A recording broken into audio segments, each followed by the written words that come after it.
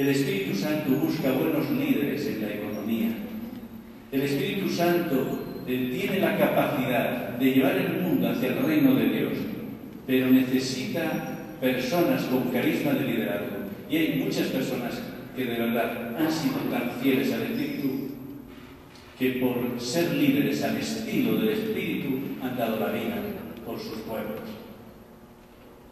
A veces cuando vamos a elegir a un obispo o a un superior general o a un superior o superiora provincial, dedicamos un tiempo a la oración. Pero es muy importante, mucho más importante orar también cuando hay que elegir al presidente de los Estados Unidos, cuando hay que elegir al presidente de China, no digamos, o al presidente de la India, o a los senadores o diputados de naciones africanas. Deberíamos estar constantemente orando al Espíritu por todos los líderes del mundo, para que no sean líderes de demonios, sino líderes del Espíritu Santo.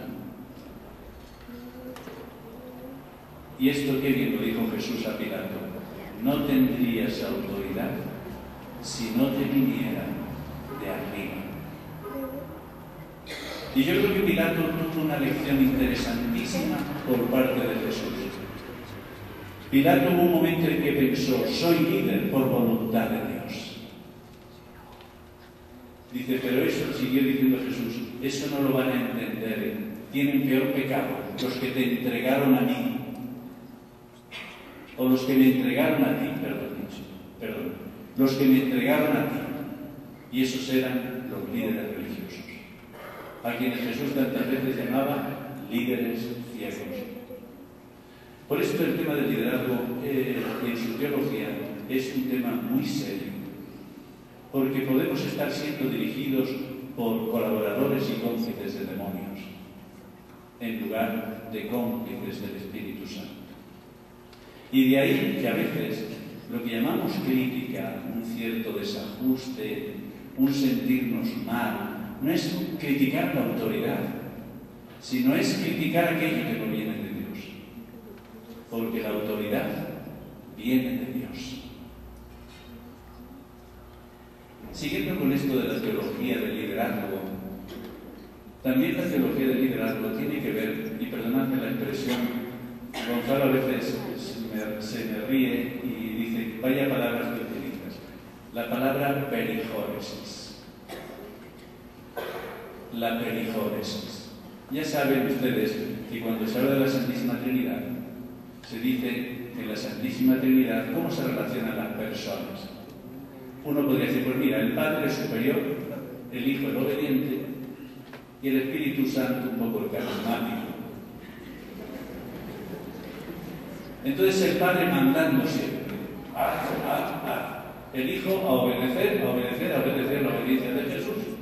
Y luego el Espíritu Santo, pues bueno, un poco así, a su aire.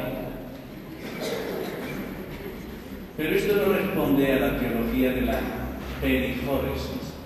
Saben ustedes que peri lo solemos entender porque lo utilizamos muchas veces. Peripatético, no sé cuánto. Pero jolo en griego significa danza. Perijóresis quiere decir una trinidad en danza. Y cuando se baila, pues no se sabe quién es el superior o el inferior. Lo importante es bailar y danzar. Lo importante es el movimiento, es la interrelación. Hay una novela que se ha hecho muy famosa, se titula La cabaña, donde pues parece ser que en un fin de semana alguien se encuentra con la Santa Trinidad. Y entonces la Santa Trinidad, cuando habla, dice que la persona esta se admiraba mucho de cómo se relacionaban los tres. Dice, nunca he visto en mi vida relacionarse a la gente como ustedes se relacionan. Y entonces dice Labán, que era una mujer africana, dice, yo me siento muy bien. Entre nosotros no hay ni más, ni menos, ni mayor, ni superior, ni inferior. Entre nosotros todo lo que existe son muy buenas relaciones. Dice, pues es un cielo estar con ustedes. La perijóresis nos está indicando que el Padre y el Hijo no están en relación del superior y el inferior, sino que están en mutua inmanencia. el Padre y yo somos uno. Mi voluntad es hacer la voluntad del Padre. Pero es que a veces nos olvidamos de que también la voluntad del Padre es hacer la voluntad del Hijo. No solo el Hijo obedece al Padre, sino el Padre al Hijo. Y si no, pregúntenselo a algunas madres que están tan atentas a sus hijos que a veces ni pueden dormir.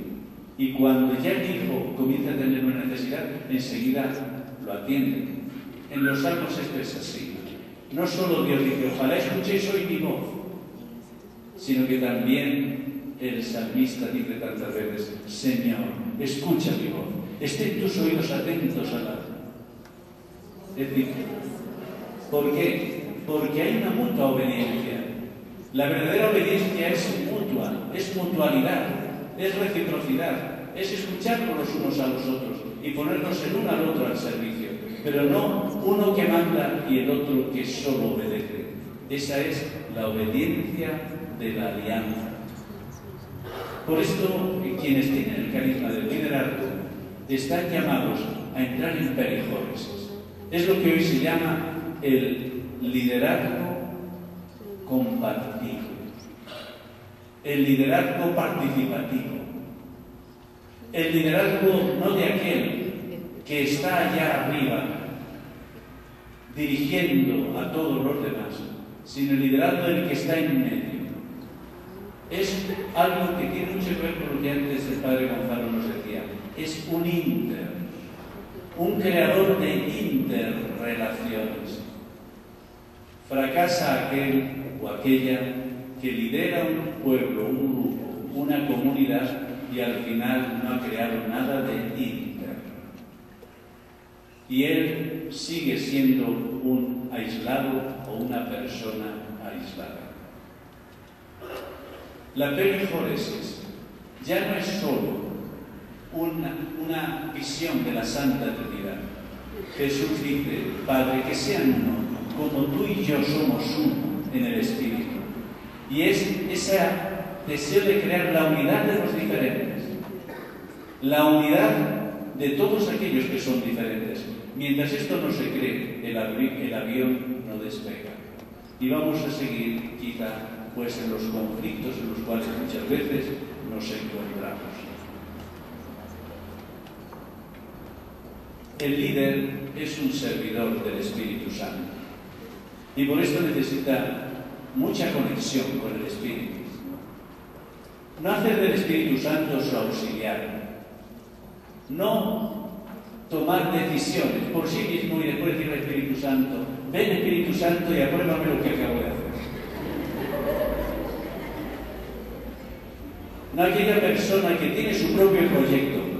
Yo he escuchado a alguien decir, si me eligieran superior se irán a entregar. Si me eligen superior, lo primero que voy a hacer va a ser esto, tonto. Y uno dice, ¿se lo has consultado al Espíritu Santo? ¿Es eso lo que el Espíritu quiere? ¿Cómo el Espíritu Santo trata a una comunidad? ¿Qué querría el Espíritu Santo? Y un gran teólogo como era Jimber Morman decía, para saber lo que quiere el Espíritu Santo, mira la cruz.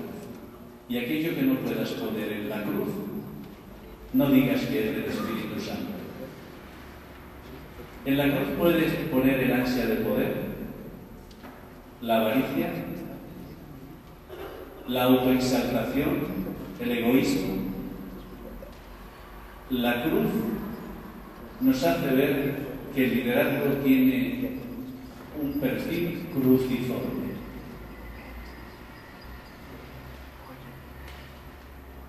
Por eso un líder no establece relaciones jerárquicas de superior a inferior. Todos somos llamados a participar en lo que un líder trata de hacer, y es hacer que fluya la gracia. Que haya en la comunidad mucha gracia. La gracia de Dios, el amor de Dios, pero fluyendo, y que no os quede bloqueado. Un líder es el canalizador de la gracia y no el bloqueador de la gracia. Ya saben, por ejemplo, cómo a veces en familias que han recibido la gracia del matrimonio, la gracia no funciona. Como a veces también en comunidades que hemos recibido la gracia de la vida consagrada, la gracia no fluye porque nada se hace gratuitamente, nada se hace graciosamente, sino que empezamos a tener entre nosotros relaciones de exigencia. Tú haces eso y yo hago esto. Hasta aquí mi imperio, hasta ahí el tuyo. Cuando comenzamos entre nosotros a no dejar que la gracia fluya y que todo sea un lugar de gracia. Las tres imágenes de un diálogo, de un liderazgo participativo. El liderazgo en el que todos participamos podría expresarse en tres imágenes. Un líder, según esta teología del liderazgo, pues podría ser el buen pastor o la buena pastora. Y ahí solo hay que recurrir a las enseñanzas de Jesús. ¿Quién es un buen pastor? Conoce a sus ovejas, va delante de ellas, a cada una la cuida, la cura. Es decir, la imagen del buen pastor y de la buena pastora. Lo propio del pastor es dar la vida por sus ovejas, no aquel que le quita la vida a sus ovejas. Entonces, fijémonos lo que sería una red de buenos pastores o de buenas pastoras en la Iglesia, en las comunidades, en los institutos.